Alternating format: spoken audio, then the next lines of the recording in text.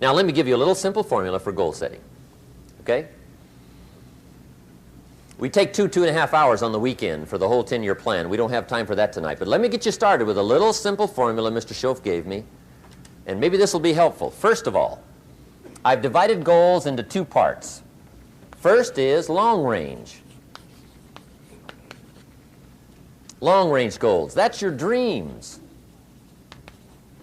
Your dreams for the next 3, 5, 10, 20, 30, 40 years. Actually, the rest of your life. Your dreams. You've got to keep dreaming. Ronald Reagan, president, said to the joint session of Congress a few weeks ago, "The Republic is a dream. And if we don't keep dreaming, we will lose the Republic." Your better future is a dream for yourself and for your family. Where do you want to go? What do you want to do? What do you want to be? What do you want to see? You've got to dream dreams. There's a Bible phrase that says, without dreams and visions, people perish. You've got to have something to go for that inspires the heart and the soul. Dreams. From the children of Sanchez, it says, take the crumbs from starving soldiers, they won't die. Take the bread from hungry children, they won't cry. But without dreams, we all will die. You've got to dream. Don't lose your dreams for yourself, for your future, for your family. The dreams of love and enterprise and travel and doing things, becoming something unique on your journey here. Don't lose your dreams. Do some dreaming. That's long-range goals. You've got to have those. So that's number 1. Here's the second part of goals, short range. Short-range goals. That's your goals for tomorrow, this week, this month, this year, the immediate future. We call these confidence builders. Because if you set up something short-range, go for it, get it, latch onto it, work hard, accomplish it. That starts building your strong feelings to go for your dreams. Now, I've divided goals into 3 categories. Here they are. Number 1 is economic. That's your goals for money, income, business, profits, production. Economics. Make sure you've got your economics well planned. Economics plays a major role in everybody's life. Economics is major, which means it ought to be meticulously well planned for tomorrow, this week, this month, this year, long range. What if you asked somebody tomorrow if you could see their meticulously well-planned list of economic goals? What would they probably say? They say, you some kind of a nut? You must be weird. Hey, I found out what success is. Success is doing what the failures won't do. Make sure you've got your planned. It'll put you in the top 5%. One of the key little subjects we talk about on the weekend is the 7 fundamentals for wealth and happiness. And that's one of them, well-planned economics. It's a fundamental if you want to do well. Join the top 5%. Anybody in this room can join the top 5%, if you will. Okay. Now here's the second category of goals, things. Make a list of the things you want.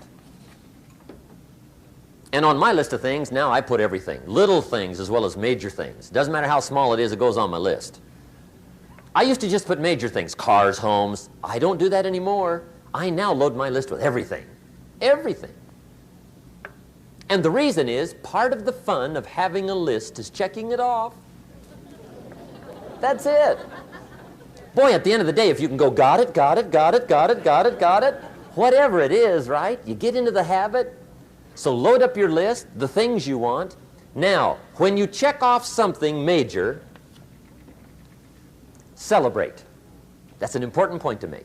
Celebrate your achievements. Live it up. Have a party when you reach something you've worked for a while. See, we all grow from 2 experiences. One is called the pain of losing. The other one is called the joy of winning. We need both of them. Amplify them as much as you can, which also means make losing painful. If you set up something, fooled around, didn't get it, put it on yourself. On the other side, if you did get it, congratulate yourself. Self-congratulations is a sign of maturity. Seeking congratulations is a sign of immaturity. But hey, winning and losing, see, that's what it's all about. That's the name of the game. Now, some people lead such mediocre lives, at the end of the day, they don't know whether they're winning or losing. They got no clue. Guy's just going through the day with his fingers crossed. There's a better way. Okay, here's the third category of goals, personal development. Put those goals together. Personal development goals. That's your goals to be stronger, more decisive, be a speaker, be a leader, learn a language, all kinds of skills. Okay? The whole weekend seminar was designed to improve all your skills so that you walk away more skillful. And that's what you want, the personal development skills. That's what attracts, that's what brings good things to your life, the person you become more skillful. Now, this is quite a package to work on. Economics, things, personal development. For tomorrow, this week, this month, this year, long range. Okay? That'll get you started. Now, here's the simple formula for setting goals. It goes like this. A, work on your goals. That's step one. Work on them. And I put the word work there deliberately. Setting goals is plain hard work. I don't want to kid you. We haven't come here tonight to kid each other. It's work. I know it's work. That's why a lot of people just let it slide. It's work. Many people work hard on their job, but they don't work hard on their future. They just let that slide. And the work involved is making plans. I know most people don't. I understand that. But don't let that be you. Guy says, well, yeah, you work where I work, but the time you struggle home, it's late.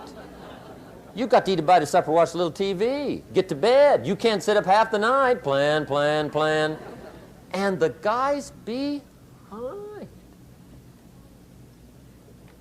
Good worker, hard worker, sincere. But you've got to be better than sincere, working hard. You've got to be better than a good worker. You've got to be a good planner. Somebody once wisely said, the people who fail to plan are planning to fail. Well said. So work on your goals. Here's step two. Write your goals down. That's so important. I teach my staff around the world, put your goals in your journal. Because one of the major people you want to study is yourself. Say, here's the list of goals I put together 3 weeks ago. Here's the list of goals I put together 2 years ago. Here's some of the changes I made, rearrangement of my priorities. I scratched these off, I put these on, I've gotten these. Study your accomplishments, study what your desires are. Put them on paper, write them down. Here's another reason for writing your goals down. It shows you're serious about doing better. And to do better, you gotta get serious. You don't have to be grim, but you must be serious.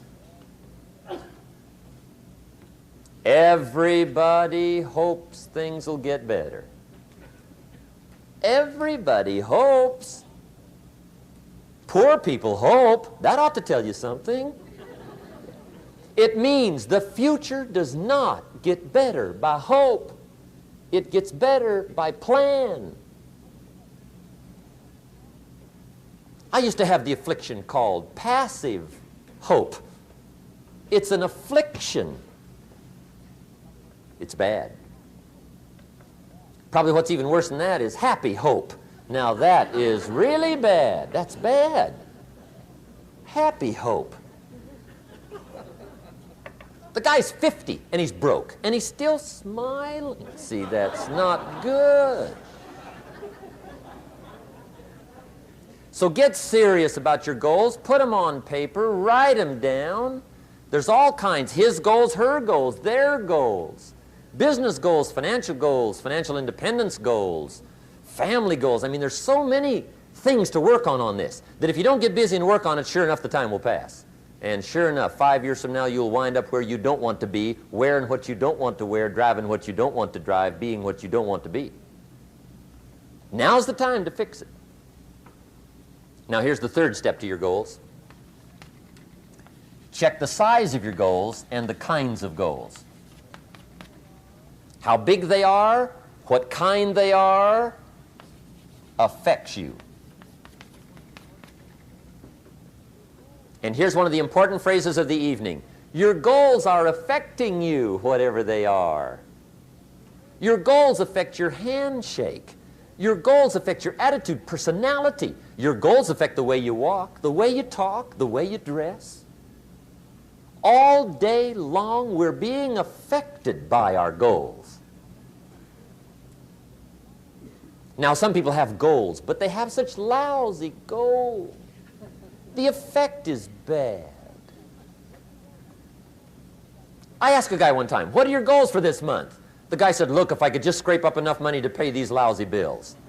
That was his goal. I'm not saying it isn't a goal. It's a goal, but it's such a lousy goal, the effect is bad.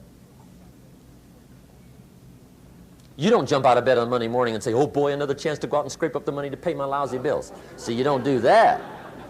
Usually you say, oh, not another Monday.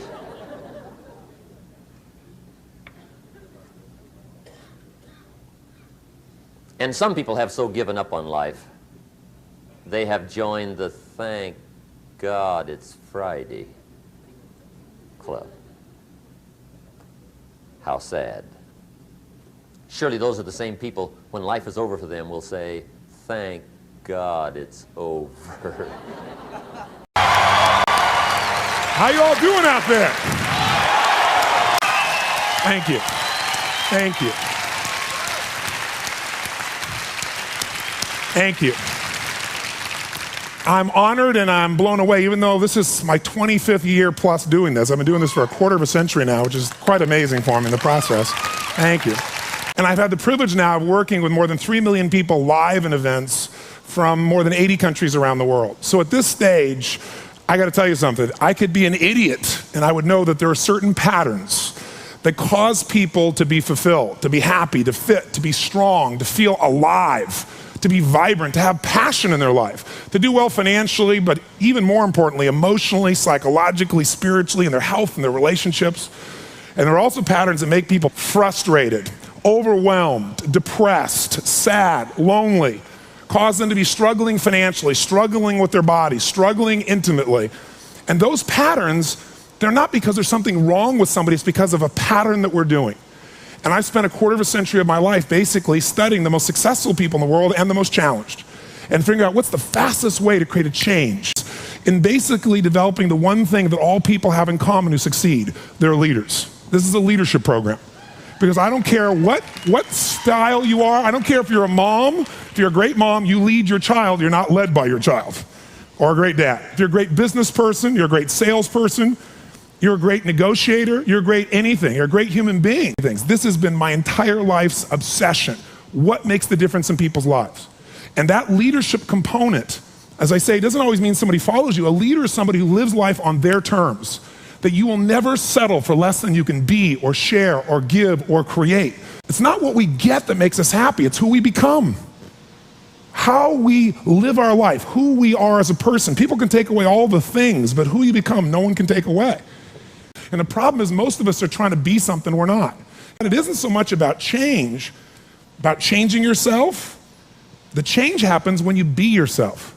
Know thyself, that's the hard part for most people, and then be thyself. Because most of us in our lives, out of our desire for respect or achievement or love or connection or something, we've been trying to be the way we think we'd have to be in order to get that love, respect, appreciation, whatever it is we've been after at some unconscious level. And we've been doing it so long that we think that this is who we are. Because success without fulfillment is failure. And I can't tell you how many people I work with who are supposedly the best in the world at what they do, and they have more money than they can spend, and they have all these people that love and respect them, and yet they're unhappy inside. Because if you want to know what's really you, where you're going to be alive is when it's really you. And you may even think you know who you are because you've been living a certain way, but I'll tell you how you'll know. You'll feel euphoric, you'll feel strong, you'll feel unlimited, you'll feel free. I have seen, out of 3 million people around this earth in 80 countries, I've seen just about anything you can see, and there are only so many patterns. And what you're going to find underneath all of this behavior is we have the same needs. There are 6 human needs we're going to review tonight. When you understand what those needs are and which ones you're focusing on, you start to understand why people do the crazy things they do, including you and I. And you begin to understand, hey, there might be a better way to meet my needs, and I don't have to get caught up in this game of stress and frustration and upset, or I could really help this person I care about, because I could see what's really going on. Part of what we want to accomplish here as leaders is we want to become practical psychologists. We want to understand what's really going on so we can help, so we can make a difference, so we can transform. So yes, of course you can do better in your business, because the more you understand about what people need and want, the greater you're going to be, the better manager, better leader, the better mom or dad, the better friend. And there's a better you that's available when you understand what's driving you. But most of us are running patterns over and over again, and we want to free that up. To free it up, we got to break the pattern. We got to do things that are different. So we're going to do something different. I'm not here because I believe in positive thinking. If you think that's what I believe, you don't know much about me. I'm not one of those people that believes you're supposed to go to your garden and chant, there's no weeds, there's no weeds, there's no weeds, there's no weeds. There's weeds right there. Right? That's what I believe. Here's what I believe. I believe that if you really want to be effective, you got to tell the truth. In fact, there's 3 mandates of leadership, if you want to jot them down, that may be the foundation of everything that I believe, and I hope that you will see as something that's useful for your own life to remember, because it's so fundamental. So the first mandate to leadership is not just to be positive. First mandate to leadership is see it as it is, but not worse than it is. The first secret to be an effective leader in your life, whether it's you want to lead your body from the location it is right now you're unhappy about, you don't have the energy you want, your body's not where it wants, to where you want to be, that's leadership. You want to transform your business, that's leadership. Your income, that's leadership. You want to help your children, that's leadership. You're going to be a leader, step number 1, tell the truth. See as it really is, but don't make it worse than it is so you have an excuse not to try. What takes guts is to put yourself on the line. What takes guts is to say, I'm going to make this work. What takes guts is to say, I'm going to believe, knowing I could be disappointed or devastated. But you know what? Disappointment's a good emotion if you learn how to use it. Anybody can see it as it is and maybe be honest, but here's the real secret. Can you come up with a vision? Step 2 is see it better than it is. That's part of what we're going to do this weekend. Seeing it as it is, you got to be honest. And there's not anybody in this room, including me, doesn't have areas of their life that can be made better. But if we can figure out what they are and tell ourselves the truth, regardless of what other people think, then we got a chance to make a change. I learned something from General Schwarzkopf, one of the best leaders I've ever met. And I got a chance to spend quite a bit of time with him over the years. And he said to me, Tony, I'll tell you the secret to leadership. He said, the whole secret to your life, for any group, any individual, is no individual, no organization can get better till they can admit something's wrong. And so you know what the problem is? No one wants things to be wrong, so we compare ourselves to others who are doing better than so we can feel really good. See, he raised the standard. He went to step 2. Step 2 is you got to see it better than it is and set that as your standard. A standard is something you don't go for. It's not a goal. It's something you live, breathe, and find a way to get to no matter what. If there isn't a way, a leader makes the way. Is there a difference between should and must for you? Yes or no? You better believe there is. So when that standard is a must for you, you're going to find the way. Finally, the third key here is once you see it better than it is, make it that way. You got to take massive action. You got to be resourceful. You got to find the way to make it you want it. So this weekend, first thing we're going to do after a while is you're going to get real clear about how is it really? How is your relationship really? How is your body really? How is your career really? How are your finances really? All of us in this room, as different as we are, and you can look around, you see every gender, race, probably religion, belief structure in this room. The one thing I bet we have in common is we won't settle. How many came because you want more? How many came because you want more? Say I. Oh, say I. So whatever that more is that you came for, more energy, more focus, more determination, more confidence, more certainty, more love, more success, more playfulness, more of your body being where it is, more of your spirit alive, whatever it is, I can tell you this, whatever you think you came for, that's not why you came. Because I've done this for 25 years. I'm not saying you won't get that too, But what brought you here and what you're going to leave with is going to be more than what you thought. I can promise you. You want to know what makes us happy? Progress. That's it. I don't care what you've achieved. If you don't feel like you're still growing, if you don't feel like you're still contributing, if you don't feel like there's some progress in your body or your mind or your relationship or your business, if you don't feel like there's progress, you're going to be unhappy. I don't care how big your life is compared to other people. Progress is the game, my friends. It's being alive. And if we're going to be alive, absolutely. Whatever your game plan is, it's ultimately to get to a certain feeling. And the truth is you can have it right now. This next few days is the beginning of that path, and we want to take it to a whole nother level. And let's start now. As Jack indicated, I was born in Miami, Florida, in an area called Liberty City, in an abandoned building on a hard linoleum floor with my twin brother. We were 6 weeks of age. We were adopted. When I was in 5th grade, I was identified as EMR, labeled educable, mentally retarded, put back from the 5th grade into the 4th grade, and stayed in that category until I got out of high school. I don't have any college training, but I met a high school teacher who one day changed my life. I was waiting on another student, and when he came in, he said to me, "Young man, go to the board and write what I'm about to tell you." And I said, I can't do that, sir. He said, "Why not?" I said, "I'm not one of your students." He said, "It doesn't matter, follow my directions now." I said, "I can't do that, sir." He said, "Why not?" I said, "Because I'm educable, mentally retarded." And he came from behind his desk and he looked at me. He said, "Don't ever say that again. Someone's opinion of you does not have to become your reality."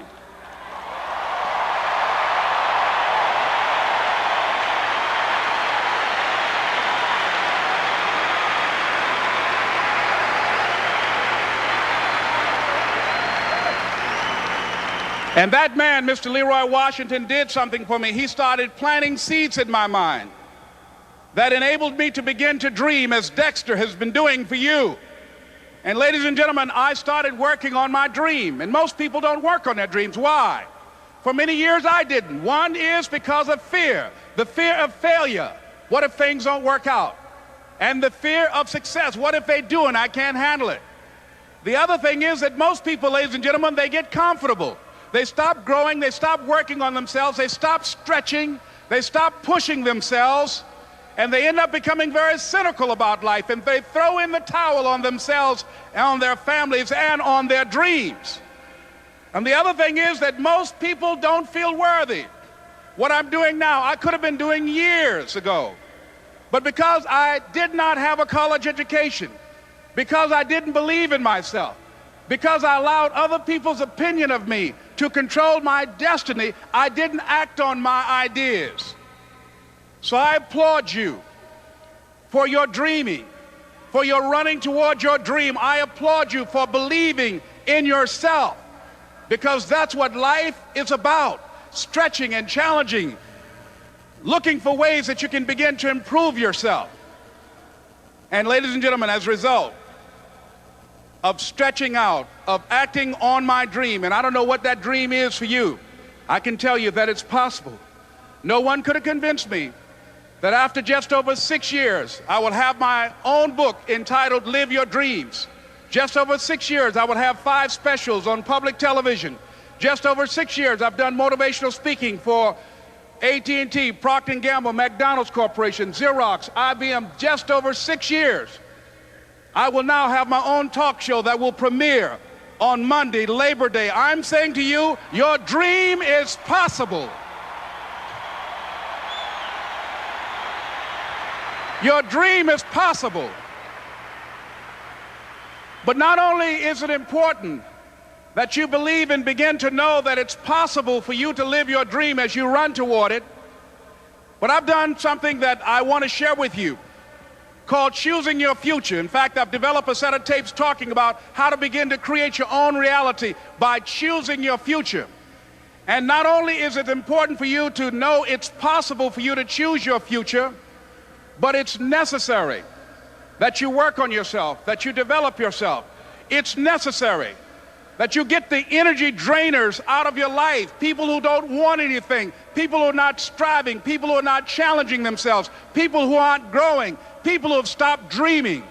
It's necessary that you align yourself with people and attract people into your business who are hungry, people who are unstoppable and unreasonable, people who are refusing to leave life just as it is and who want more. My mother used to say, birds of a feather flock together. If you run around with losers, you will end up a loser. It's necessary that you get the losers out of your life if you want to live your dream.